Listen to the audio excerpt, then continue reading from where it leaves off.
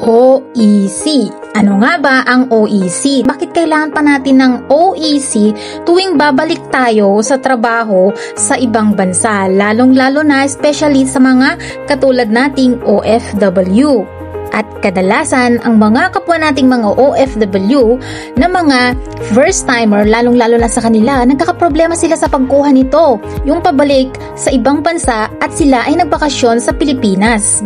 Ang OEC guys ay ito yung isang pinaka-importanteng dokumento na ating kukunin sa mga tanggapan sa POEA or DMW or maaari natin itong kunin sa online. Ito ay kailangan nating dokumento na pinapakita natin ito sa immigration paglabas natin ng Pilipinas pagkatapos nating magbakasyon o kaya naman ay magtratrabaho tayo sa ibang bansa at lalabas tayo sa Pilipinas. Ibig sabihin, first-timer o hindi na first-timer at babalik na sa bansang pagtatrabuhan ay kailangan nila ng OEC. At ito ay pagpapatunay na ang bansa at gobyerno ng Pilipinas ay pinapahintulutan kang magtrabaho sa ibang bansa. Kaya naman, hindi ka makakabalik sa iyong pagtatrabahuhan sa abroad kung wala kang OEC na ipapakita paglabas mo ng Pilipinas o kaya naman sa immigration, chinecheck nila ito. Sino naman ang pwedeng magproseso ng iyong OEC? Halimbawa, kung ang OFW or domestic helper, halimbawa, nag-apply siya ng domestic helper na trabaho dito sa Hong Kong, ang agency or employment agency na siyang naglalakad ng iyong papeles papunta ng Hong Kong, sila ang aasahan na mag-process ng iyong OEC sa iyong pangalan o kaya naman pipirma ka sa isang nilagdaang kasulatan na sila ang mag-process sa iyong OEC. At take note na kadalasan lamang ito sa mga first-timers na mag-a-abroad. Sa kanilang pagbalik sa Pilipinas at nakatapos na sila ng kanilang kontrata, maaari na nilang i-process sa kanilang sarili or mag-online na kumuha ng OEC na hindi na kinakailangan ng tulong sa employment agency. Ang kailangan mo lamang ay tandaan ang iyong password at email na binigay mo sa employment agency para mabuksan mo ito sa iyong online sa DMW or POEA website. Ilang araw naman ang visa ng OEC. Ang OEC ay valid lamang ng 6 days o 2 buwan mula sa araw ng pagkaka-issue nito.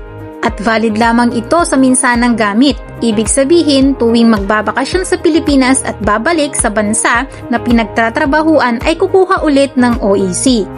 Tandaan lamang guys na kapag kukuha kayo ng OEC, hindi ito ma-expire bago kayo aalis ng Pilipinas. Hindi na ito i-validate once na nandun na kayo sa immigration. Kaya laging i-check ninyo ang petsa ng pagkakakuha ninyo ng OEC para hindi kayo magkakaroon ng aberya once na nandun kayo sa immigration airport. May mga nakakaranas po ng mga delayed flight dahil sa OEC na hindi nila napapansin na expire na pala ang kanilang nakuhang OEC dahil masyado silang maagang kumuha at hindi nila binilang kung ilang araw ang expiration bago sila aalis ng bansa. Kung nakaranas kayo ng ganito, maaari kayong dumiretso at pumunta at sumangguni sa POEA offices na matatagpuan sa airport. Okay guys, so na-explain ko sa inyo tungkol sa OEC at paano naman ang makakuha ng OEC. So sa mga first-timer is kailangan nyong gumawa ng inyong account sa DMW website or POEA. So tandaan guys ha, ang POEA is binago lang sa DMW. So ang ginagamit na mostly ngayon is yung website ng DMW, pero pwede nyo pa rin pong i-reach out ang kanilang website sa POEA. Okay?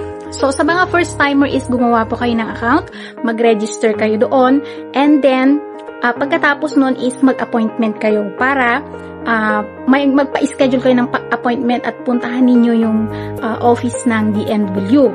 And then, pagkatapos nyan is sila na po yung bahala sa inyo na makakuha ng OEC. So, sa mga first-timer is may mga instances po na agad-agad ninyong makuha within that day ang inyong OEC, meron din yung pababalikin kayo. So, mayroon kayong konting babayaran. So, 100 pesos or hindi aabot sa 200 pesos. So, mura lang guys. And then, Sa mga second time naman, hindi na ninyo kailangan na mag-online.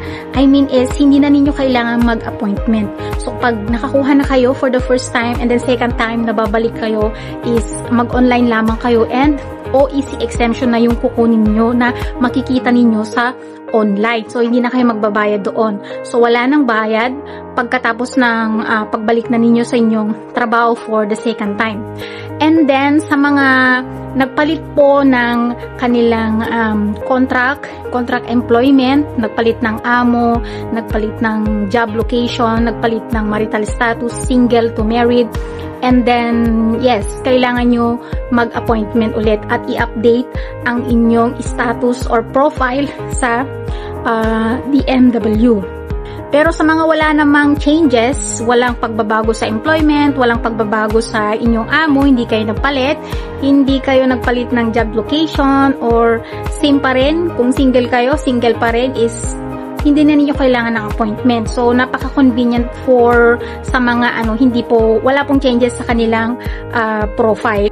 And then, may mga problems po yung ibang OFW na kapag kumuha po sila ng OEC exemption is print agad ang nakalagay. So, wala pong problema dyan kasi nga po is wala naman kayong pagbabago sa inyong profile status. Kaya nakalagay na doon is print agad.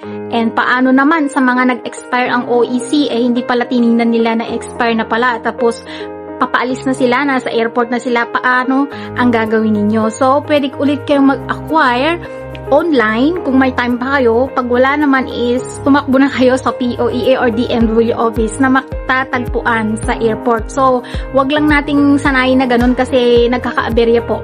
Hindi natutuloy yung may mga problema sa OEC na hindi nila chine-check and then nagkakaubusan ng oras is naiiwan sila sa eroplano.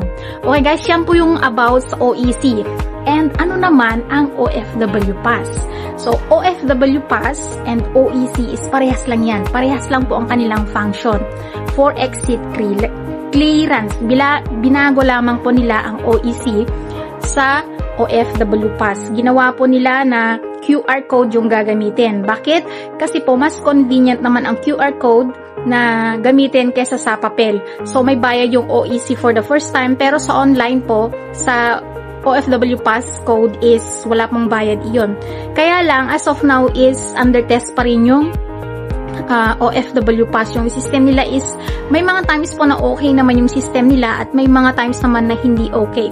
So, may mga bansa na hindi ito nagfa-function.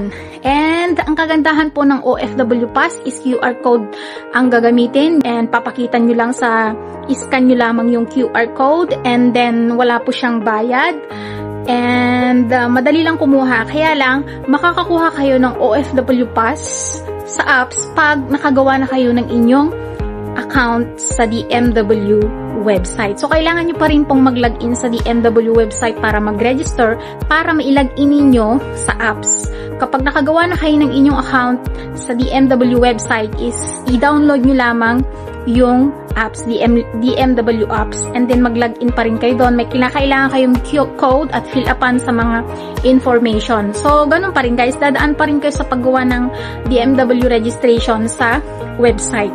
So, yun lang guys, ang OFW Pass, OEC is parehas ang function. Ayan, may mga pagkakaiba nga lang. So, nakalagay po sa aking link at sa after ng video na to yung kung paano kumuha ng OFW Pass at paano gumawa ng OEC online sa website. Yun guys. Okay, so sana nakatulong yung video na to and huwag kalimutang mag-share, mag-comment kayo at mag-subscribe sa aking channel para updated kayo sa mga susunod ko pang i-uploads. Ayan, maraming salamat. Kung may mga katanungan po kayo, mag-comment lamang kayo and sagutin ko po kayo sa abot ng aking makakaya. Ako po ulit si Mami Love, Domestic Helper, Hong Kong. Bye-bye!